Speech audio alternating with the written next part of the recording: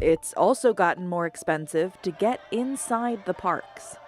From 2015 to 2025, Disney World's top-tier annual pass nearly doubled from $829 to $1,629. You paid $200 to get in.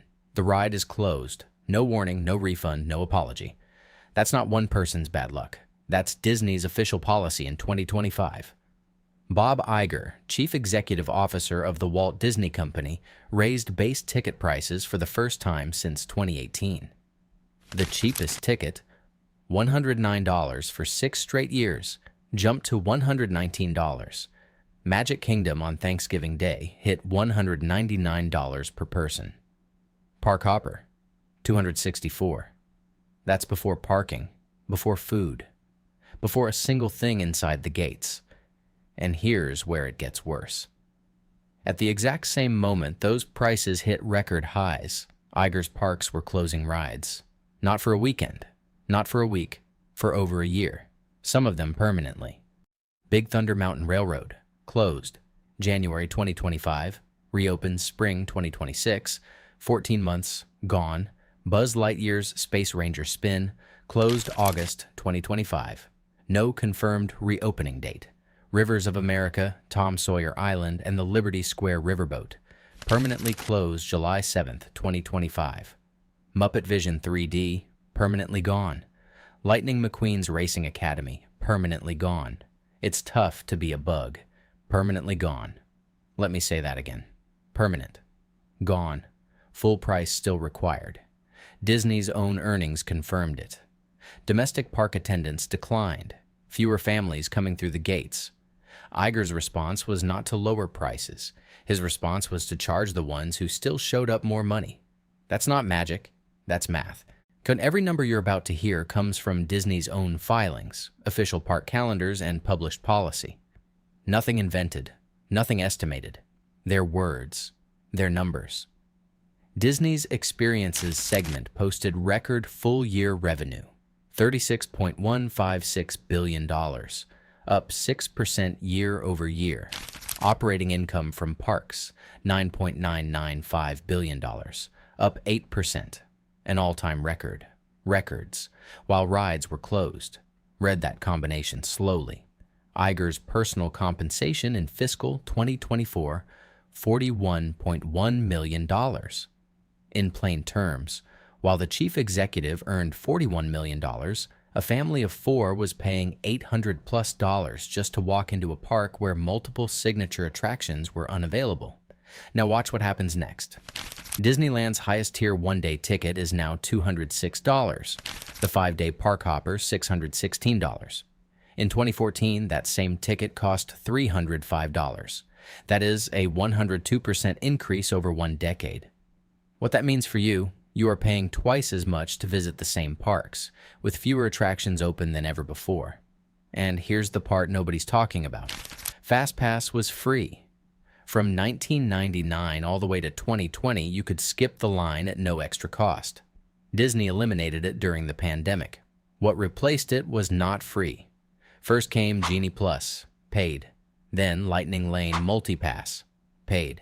Then Lightning Lane Premier Pass, a third paid tier stacked on top. 3 separate products to skip a line you used to skip for free. Here's the part they don't advertise.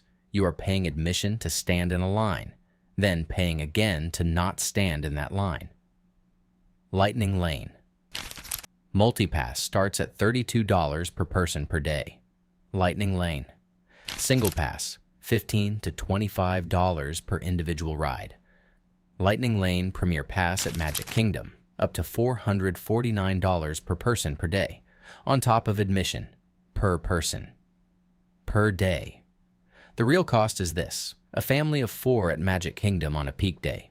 Base tickets plus Lightning Lane Premier Pass can exceed $1,600 in admission before food, parking, or merchandise. And if a ride closes while you're there, what Iger's team calls guest value actually means you paid for park access, not specific attractions. If those rides are closed, and Disney keeps your money because other rides still exist. Disney's own published policy states that if attractions under Lightning Lane Multipass are not operating, quote, there are no refunds offered at all, given the fact that there will still likely be 30 or 40 attractions to choose from. Let me repeat that. You paid. The ride is closed. Disney's written policy says that is acceptable. Now here is how the trap actually works.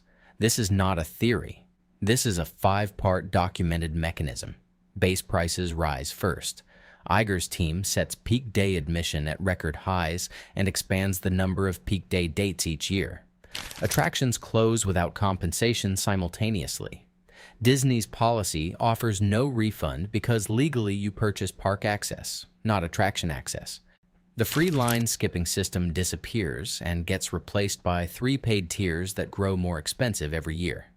Per-guest spending rises as attendance falls, confirmed in Disney's own earnings reports. And dynamic pricing arrives next, with Disney's chief financial officer Hugh Johnston confirming surge pricing is coming to both parks, making it nearly impossible to lock in a fair price in advance. What Iger calls optimization actually means fewer open attractions is not a problem Disney needs to solve. It concentrates guests on fewer rides, creates longer lines, and sells Lightning Lane access to bypass those longer lines. The closed ride is not a loss. It is a revenue mechanism. Imagine you are a family of 4 from Ohio. 2 kids, ages 6 and 9. You have been saving for 2 years. You pay $476 in base admission for 1 day. You arrive.